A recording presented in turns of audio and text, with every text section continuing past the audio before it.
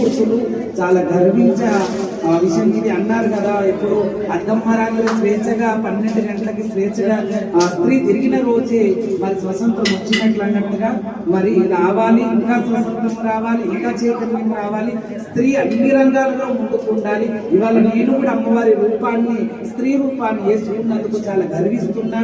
ఎన్నో జన్మల పుణ్యం చేసుకుంటే గాని మరి స్త్రీ అవతారాన్ని మనం ఎత్తలేము.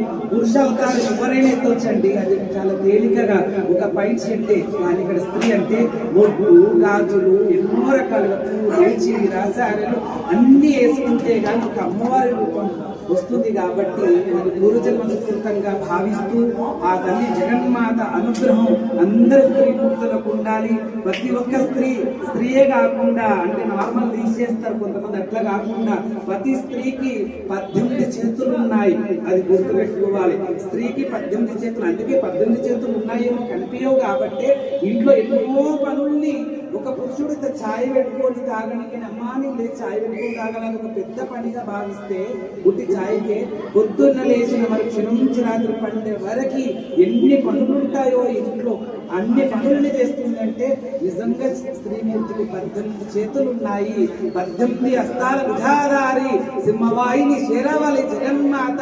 ఈ భూగడ్డ మీద ఉన్న ప్రతి ఒక్క ఆడివిళ్ళ ఆదిశక్తితో సమానం. కాబట్టి అందరికి చేతులు జోడించి నేను ఒక అన్ననే, ఒక తమ్మునే, ఒక కొడుకుని స్త్రీ జాతిని తల వచ్చి నమస్కరిస్తున్నా.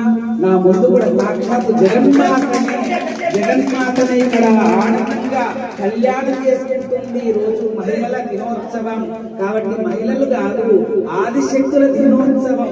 కాబట్టి ఇక్కడ ఉన్న స్త్రీ పుత్రులందరికీ మంచిగా సౌభాగ్యము, సుమంగలిగా, నిండు నూరేళ్ళు, ఆరోగ్య లక్ష ఐశ్వర్య కీర్తి ప్రతిష్టలతో వర్ధిల్లి అందరికీ పిల్లలు, వాళ్ళ పిల్లలకు విద్య, బుద్ధి, జ్ఞానము, వాళ్ళ భర్తలకు సకలాధికారిక్రమ విజయ ప్రాప్తిరస్తు, మనోకామ్య సిద్ధిరస్తు, దీర్ఘాయుష్మాన్ భవ, మనోవాంఛబల సిద్ధిరస్తు, ఆయుష్మాన్ భవ, అష్టైశ్వర్య ప్రాప్తిరస్తు, సర్వమంగళ మాంగళ్యే శివే సర్వార్థ సాధకే త్రయంబకే దేవి నారాయణి నమోస్తుతే.